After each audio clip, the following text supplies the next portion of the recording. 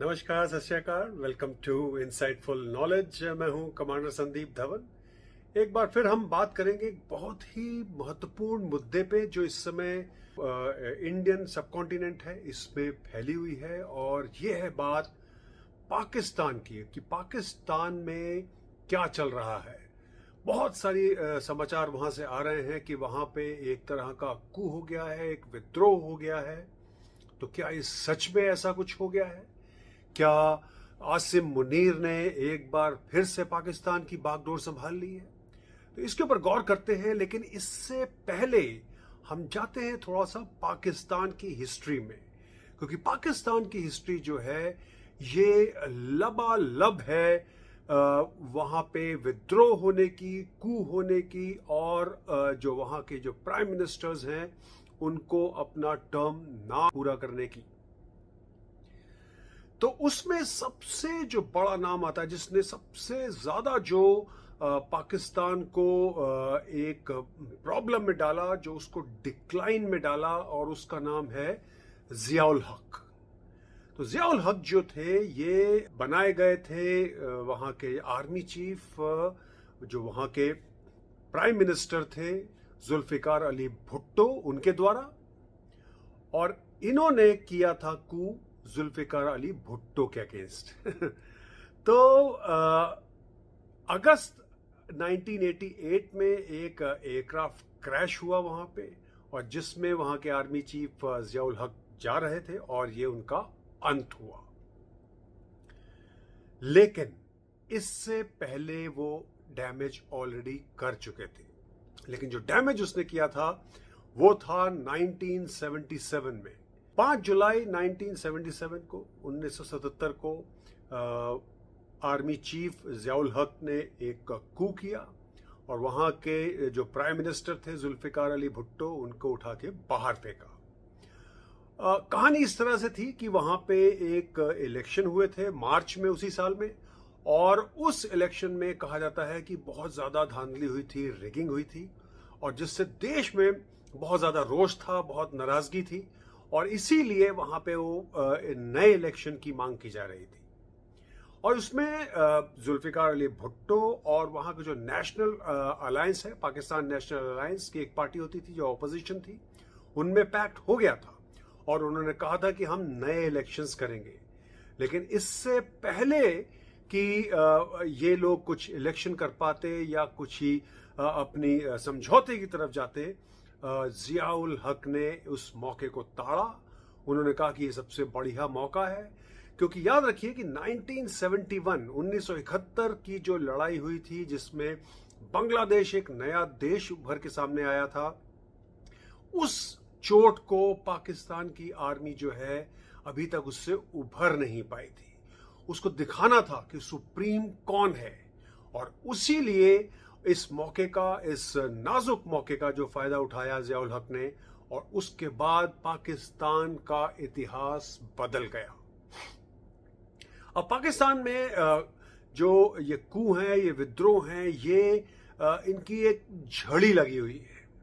वहां क्या इतिहास ही शुरू होता है एक विद्रोह से, एक कू से, और जिसमें फील्ड मार्शल अयूब खान का जो नाम है ये सबसे ऊपर उभर के आता है। फिर उसके बाद आए जनरल याहिया खान।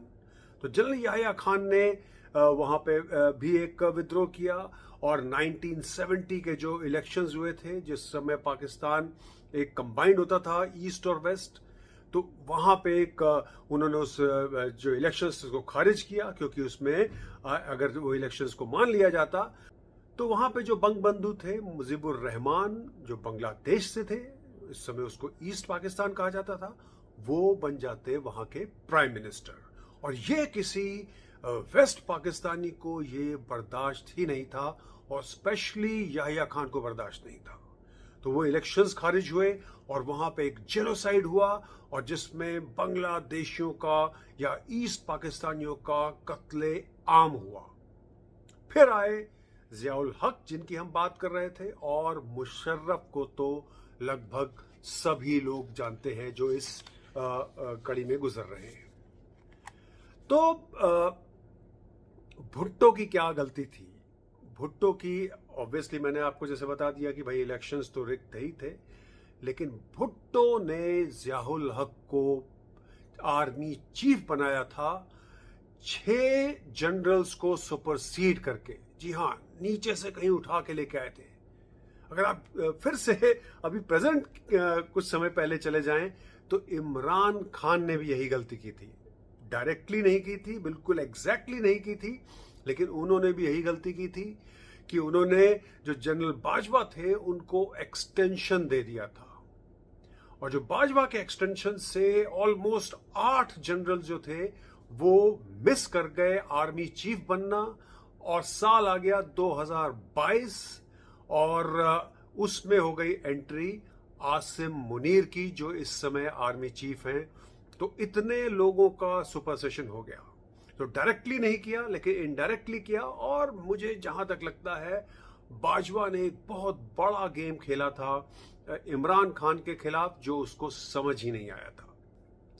बहरहाल ज़ियाउल हक जो था वो आया और उसने तबाही कर दी। उसने शरिया लॉ लगाया, निज़ाम मुस्तफ़ा के नाम से पता नहीं क्या क्या बातें की, और फिर एक शैम इलेक्शन जो था उस तरह का कुछ किया, और मोहम्मद खान जुनेजो को उन्होंने वहां का प्राइम मिनिस्टर बना दिया। अब जैसे ही प्राइम मिनिस्टर बना तो थोड़े समय बाद उसने भी अपने रंग दिखाने शुरू कर दिए, वो भी चौड़ा हुआ, और ये बात ज़ियाउल हक को पसंद नहीं आई और उस प्राइम मिनिस्टर को खारिज कर दिया गया। अब फिर से बात आती है आज के समय की कि इमरान खान, जी हाँ, इमरान खान को भी इलेक्टेड की जगह सेलेक्टेड कहा जाता था। तो आर्मी ने और डीप स्टेट ने उनको सेलेक्ट किया एक काम करने के लिए, लेकिन वो काम करते करते इमरान खान ने अपने रंग दिखाए, अब मैं चौड़ा हो गया वो, और जैसे ही उसने अपनी चौड़ाई दिखाई उसको भी खारिज कर दिया गया, और एक और नए पपेट प्राइम मिनिस्टर को लेके आ गए, शहबाज शरीफ को।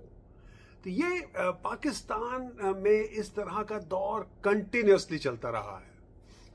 अब फिर से देखिए कितनी सिमिलैरिटी है कि उस समय भी, ज़ियाउल हक के समय भी एक आइसोलेशन का टाइम आ गया था, जब कार्टर जो थे, जो प्रेसिडेंट थे यूएसए के, उन्होंने एक तरह का इनके ऊपर एम्बार्गो लगा दिया था क्योंकि बहुत ज्यादा ह्यूमन राइट्स के वायलेशन हो रहे थे पाकिस्तान में। लेकिन इनकी किस्मत कि उस समय ही 1979 में जो रशिया था, या उस समय यूएसएसआर कहते थे जिसे, उसने कर दिया अटैक अफगानिस्तान पे, अपनी तरफ खींचना शुरू किया। तो इस इन्वेजन को रोकने के लिए जो रीगन जो सरकार थी, जो रीगन एडमिनिस्ट्रेशन था, उन्होंने फिर से एक बार पाकिस्तान की तरफ देखा, और जितने भी उनके खून थे, जितने भी उनके ह्यूमन राइट्स के वायलेशन थे, वो सब भूल गए, और इनको पैसा, इनको वेपन्स और हर तरह की सहूलियत दी गई। और इसके बाद इन्होंने मुजाहिदीन के साथ फाइट करके वहां से, अफगानिस्तान से जो यूएसएसआर के सैनिक थे उनको निकाला। तो ये हिस्ट्री जो है पाकिस्तान में और उस क्षेत्र में, ये हमेशा रिपीट करती रही है। तो ज़ियाउल हक के जो टाइम से आज का जो टाइम है वो भी जुलाई था, याद रखिए, और ये भी जुलाई है। तो लोगों में एक बार वहां पे खलबली मच गई, क्योंकि जिस तरह से वहां का जनरल जो अब अपने को फील्ड मार्शल कहता है, आर्मी चीफ, वो 47 इयर्स लेटर, 47 साल के बाद, क्या वो फिर से वही रिपीट करने जा रहा है? तो ये एक बहुत बड़ा वहां पे एक मुद्दा हो गया है, क्योंकि र्यूमर्स वहां पे, अफवाहें वहां पर बहुत ज्यादा चल रही हैं कि ये जो आसिफ अली जरदारी है, जो वहां का प्रेसिडेंट, उसको रिप्लेस करके आसिम मुनीर खुद प्रेसिडेंट बनना चाहता है। तो इसको एनालाइज करते हैं हम लोग, देखते हैं कि ये बात कहां तक सही है। क्योंकि याद रखिए कि कभी भी धुआं बिना आग के नहीं निकलता है, there is no smoke without fire. तो क्या हो रहा था वहां पे, क्योंकि अगर आप पिछले दिनों के जो बिलावल भुट्टो, जो आसिफ अली जरदारी के बेटे हैं, उनके वक्तव्य लीजिए, उनके इंटरव्यूज लीजिए। जैसे उन्होंने अल जजीरा जो है कतर का, उसको इंटरव्यू दिया था, तो उसमें खुलेआम उन्होंने आर्मी और आर्मी चीफ आसिम मुनीर की बुराई की थी। उसने ये भी कहा था कि हम अगर भारत के साथ समझौता करना है हमें, तो हम हाफिज सईद और मसूद अजहर को भी उनको हैंड ओवर कर देंगे। तो ये बहुत बड़ी बात है। इसके बाद वहां पे इतना बड़ा हड़कंप मच गया पाकिस्तान में, वहां पे बहुत सारे इसके ऊपर डिस्कशन शुरू हो गए। एक वहां पे जर्नलिस्ट है सईद, उन्होंने कहा कि जो आसिम मुनीर जो है ये मैन्यूवरिंग कर रहा है, ये घुमा फिरा रहा है, चीजें इस तरह से कर रहा है कि जिससे ये प्रेसिडेंट बन जाए। उसने एक ट्वीट किया था जिसको हजारों की संख्या में लोगों ने पढ़ा और देखा। लेकिन एक बहुत बड़ा गेम जो हुआ, जिसको लोगों ने भांपा नहीं, समझा नहीं और उसकी डेप्थ में नहीं जा पाए, और वो है hijacking of the PMO of Pakistan. जी हाँ, जो पीएमओ, जो प्राइम मिनिस्टर्स ऑफिस है पाकिस्तान का, उसको किस तरह से आसिम मुनीर ने हाईजैक किया है। ये बहुत बड़ी बात है, क्योंकि उसने क्या किया, नेशनल सिक्योरिटी एडवाइजर जो पूरे विश्व में जो होते हैं, जनरली ये सिविलियंस होते हैं, और पाकिस्तान की हिस्ट्री भी ऐसे ही रही है कि नेशनल सिक्योरिटी एडवाइजर जो हैं ये सिविलियन रहे हैं, और ये बैठते हैं पीएमओ में, प्राइम मिनिस्टर्स ऑफिस में, और वहां से कोऑर्डिनेट करते हैं मिलिट्री के साथ। जितने भी जो सिविल और मिलिट्री का जो कोऑर्डिनेशन होना चाहिए किसी भी संदर्भ में, चाहे वो आतंकवाद हो, चाहे वो किसी तरह का युद्ध हो, उन सब के बारे में। तो एक तरह से आर्म फोर्सेस एनएसए को रिपोर्ट करती हैं, और एनएसए जो है वो फिर प्राइम मिनिस्टर को इसके बारे में बताते हैं। लेकिन यहां पे क्या हुआ, आसिम मुनीर ने एक 3 स्टार जनरल को, एक लेफ्टिनेंट जनरल को एनएसए का पद दे दिया। तो अब एनएसए जो है जो आर्मी चीफ से जूनियर हो गया। ओके, इक्वल भी नहीं हुआ, जूनियर हो गया। तो इसका मतलब है कि अब एनएसए जो है वो आर्मी चीफ को रिपोर्ट करेगा। लेकिन अब एनएसए कहां बैठता है, एनएसए बैठता है प्राइम मिनिस्टर ऑफिस में। तो इस तरह से जितनी भी कार्रवाई प्राइम मिनिस्टर ऑफिस में होगी पाकिस्तान के, वो भी एनएसए के अंडर में है, और बेसिकली इनडायरेक्टली वो आसिम मुनीर के अंडर में है, वो पाकिस्तान आर्मी चीफ जो है उसके अंडर में है। तो अगर कोई भी हरकत शहबाज शरीफ या उसके दूसरे जो प्यादे हैं वो करेंगे, जो आर्मी की इजाजत के बिना, आज्ञा के बिना, तो वो सीधे आसिम मुनीर को पता लग जाएगी। तो ये है कौन, ये आसिम मलिक। जी हाँ, ये आईएसआई के भी चीफ हैं, और ये साथ साथ बना दिए गए हैं अब एनएसए। तो एक बहुत ही लॉपसाइडेड, उल्टा सीधा, दाएं बाएं करके मुनीर ने जो है पीएमओ का कंट्रोल अपने हाथ में ले लिया है। तो एक तरीके से ये कू विदाउट अ कू है, या कू विद इन अ कू है। ओके, क्योंकि ये ऐसा विश्व में नहीं हुआ है और ऐसा पाकिस्तान में भी नहीं हुआ है जो आसिम मुनीर ने कर दिया है। और इस समय क्या हो रहा है कि जो एनएसए जो है वो डिक्टेट करता है प्राइम मिनिस्टर को कि आप ऐसा करेंगे। तो पहली जो डिक्टेशन उसने वहां पे प्राइम मिनिस्टर ऑफिस में घुसते ही शहबाज शरीफ को दी, वो ये थी कि आप आसिम मुनीर को फील्ड मार्शल बनाइए। क्यों, किस लिए, इसके पीछे भी आप बात करते हैं थोड़ी सी। इसके कई फायदे, क्योंकि अगर आप चले जाएं ऑपरेशन सिंदूर की तरफ, तो उसमें जो भारत ने उनको एक इतनी बड़ी क्षति पहुंचाई थी, तबाही हो गई थी, और मेरे हिसाब से तो ऑलमोस्ट 12% के आसपास पाकिस्तानी जो एयरफोर्स थी वो छिन्न भिन्न हो गई थी, नष्ट हो गई थी। लेकिन फिर भी जो भी एक्शन हुआ था पाकिस्तान की तरफ से, वो पाकिस्तानी एयरफोर्स ने किया था, आर्मी ने उसमें ठेंगा भी नहीं किया था।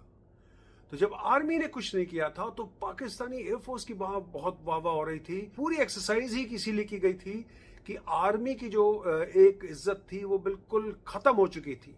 जो इमरान खान के साथ जो वहाँ पे जो धरने हुए थे और उसके बाद जो वहाँ पे तबाहियाँ हुई थी और आर्मी की इज्जत की जो धज्जियाँ उड़ी थी, उससे उनको उभरना था। तो भारत के साथ एक छोटा सा युद्ध एक बहुत ही सटीक तरीका था उससे उभरने का, और बहुत सारे कारण थे, वो मैंने आपको पिछले अपने वीडियो में बताए। तो बहरहाल ये युद्ध हुआ, छोटा सा युद्ध हुआ, और उसके बाद जब पाकिस्तानी एयरफोर्स थी वो सामने उभर के आ गई, सब उसकी वाहवाही करने लगे वहां पे। तो इसको नष्ट करने के लिए, उस साख को उनको मिटाने के लिए एक बहुत जरूरी था कि आसिम मुनीर अपने एक तो पावर दिखाए और दूसरा अपने को सामने उभार के लाए। और फील्ड मार्शल बनने से बढ़िया कोई और तरीका नहीं था आसिम मुनीर के पास। तो उसने किया, तो उसने दिखाया कि सुप्रीम कौन है। आर्मी सुप्रीम है और आर्मी चीफ सुप्रीम है, और जो पीएफ है या पीएमओ है, इनकी कोई वहां पे औकात नहीं है। अब लोग जो बातें वहां पे कर रहे हैं, जो मैंने शुरू में बताया, और इस पूरे जो प्रोग्राम का मुद्दा भी यही है कि भाई कू करने की जरूरत क्या है। क्या आसिम मुनीर कू चाहता है? क्या उसको रिक्वायरमेंट है? क्योंकि अगर आप फिर से हिस्ट्री में जाएं तो जो अयूब खान थे, उन्होंने अपने को फील्ड मार्शल डिक्लेयर किया था, जिस तरह से आसिम मुनीर ने अपने को फील्ड मार्शल बनाया है। तो ये घबराहट का इसीलिए कारण आ रहा है कि बहुत सारी जो पिछली चीजें हैं वो रिपीट हो रही हैं। और 1959 में उसने अपने को फील्ड मार्शल बनाया था, 1958 में वहां पे उसने कू किया था अयूब ने, और उसके बाद वो बन गया था प्रेसिडेंट भी बन गया था और आर्मी चीफ भी था।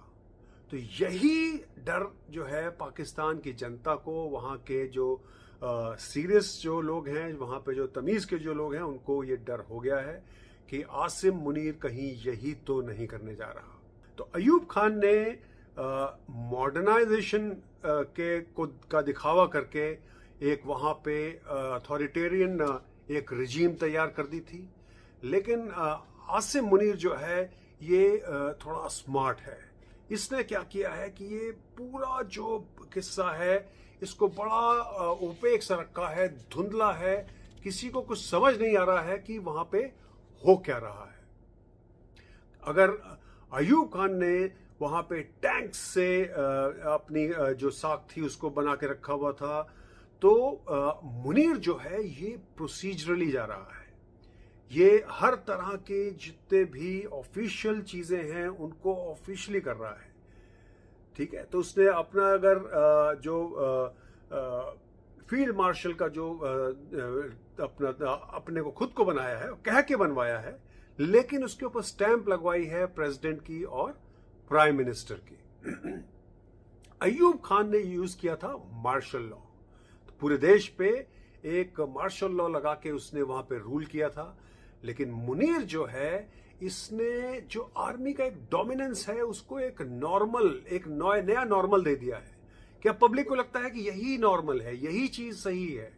और अगर आप गौर करें तो पिछले दिनों जो वहां पे दंगे फसाद हुए थे इमरान खान के प्रदर्शन को लेके, तो उसमें भी जितने भी सिविलियन पकड़े गए थे उनको सिविल कोर्ट में नहीं बल्कि आर्मी कोर्ट में उनका ट्रायल हुआ था, आर्मी ट्रायल हुआ था।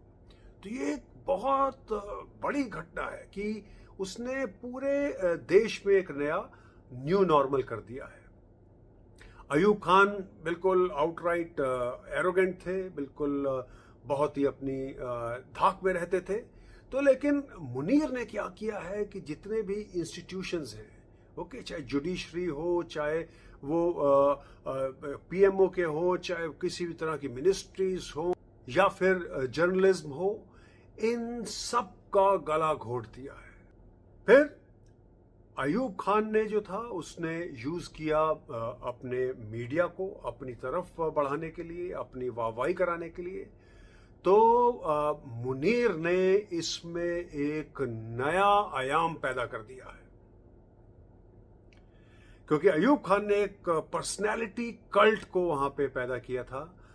और जो मुनीर है उसने पूरे प्रोसीजरली बिल्कुल बढ़िया तरीके से एक ऐसा माहौल पैदा कर दिया है पाकिस्तान में कि इतना ब्रेन वॉश हो गई है वहां की जनता कि उनको समझ ही नहीं आ रहा है कि सच क्या है और झूठ क्या है। तो वहां पे इस समय हार के बाद भी पाकिस्तान की जनता के दिमाग पे छाया हुआ है कि पाकिस्तान की आर्मी जीत गई है और उसको कह रहे हैं कि सर्जिकल रिस्पांस दिया है हमने। और मुनीर का विजन देखिए आप, और उसका डिसीजन मेकिंग देखिए, उसने कितने सकारात्मक तरीके से उसने भारत को मात दे दी। तो जहां पूरे विश्व में इन पाकिस्तान की हार की बात हो रही है, वहां पाकिस्तान के अंदर एक ब्रेन वॉश जनता जो है उसको अपनी जीत बना रही है, क्योंकि ऐसा प्रोग्रामिंग मुनीर और उसकी जो एक टीम है उसने किया है। क्योंकि वहां पे बॉट फार्म्स बन गए हैं, वहां पे साइबर यूनिट्स बन गई हैं। इनफैक्ट जो साइबर यूनिट्स जो है पाकिस्तान की, वो इस समय जो फ्रंट लाइन यूनिट्स होती हैं उनके इक्विवेलेंट डिसाइड बना दी गई हैं। तो ये उन्होंने सीखा है चीन से, और चीन ने उनको सिखाया है कि मल्टी डायमेंशनल वॉरफेयर कैसे लड़नी है। उसमें ये एक बहुत बड़ा हिस्सा जो है वो साइबर वॉरफेयर का है, उसमें बहुत बड़ा हिस्सा प्रोपेगेंडा का है। तो वो लड़ाई तो हार गए, लेकिन प्रोपेगेंडा वॉरफेयर और साइबर वॉरफेयर में वो काफी उसने दम लगा दिया वहां पे, और काफी सफलता भी मिली है मैं कहूंगा ये।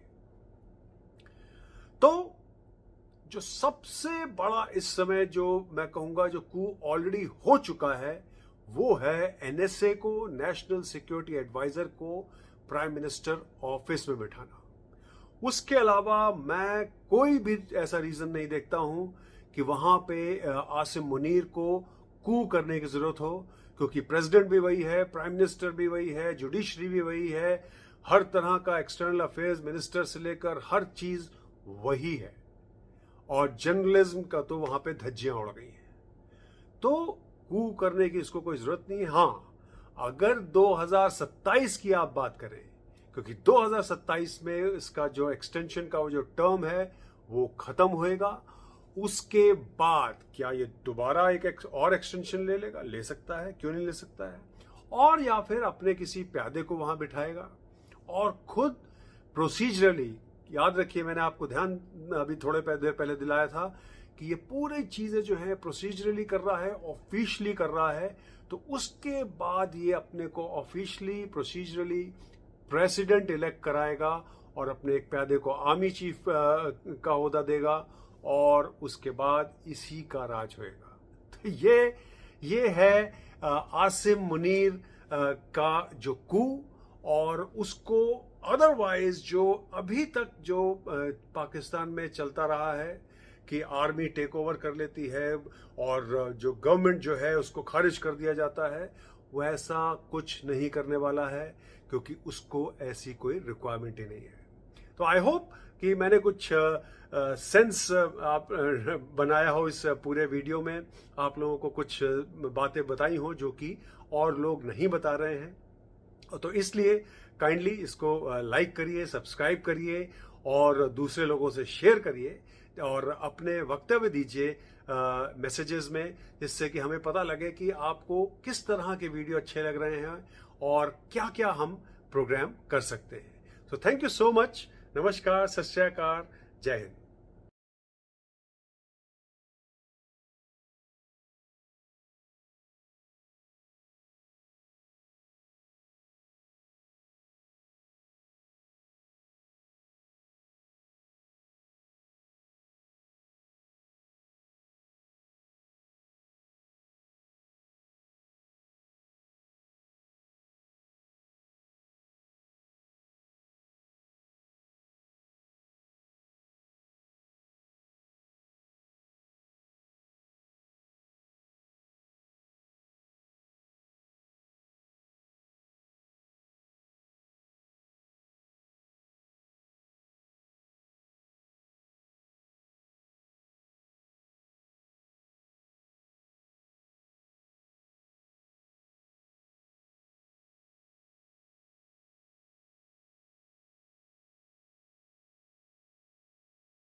हैं लेफ्टिनेंट जनरल